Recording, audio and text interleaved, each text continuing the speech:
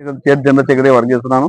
మరి గౌరవనీయులు మందకృష్ణ మాదిగ గారి పిలుపు మేరకు మరి గత 3-4 నెలలుగా మరి ఒక వికలాంగుల పెన్షన్లు కానీ మరి ఇతర పెన్షన్లు కానీ సంబంధించిన ఉద్యమం నడుస్తుంది.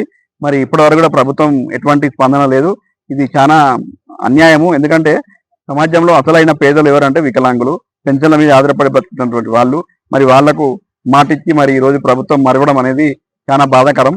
ఇప్పటికైనా ప్రభుత్వం స్పందించి వాళ్ళంటి వాళ్ళ ఇబ్బందులకు గురి చేయకుండా తక్షణమే స్పందించి మాలాంటి వాళ్లకు మరి గవర్నీయులు ముఖ్యమంత్రి గారు ఇచ్చినటువంటి మాట ప్రకారము 4,000 పింఛన్ని 6,000 తర్వాత 2,000 పింఛన్ 4,000 అదేవిధంగా మరి వికలాంగ చట్టానికి చట్టబద్ధత కల్పిస్తామన్నారు. మరి మీరు అన్నట్టుగానే మరి మేము అడుగుతా ఉన్నాం.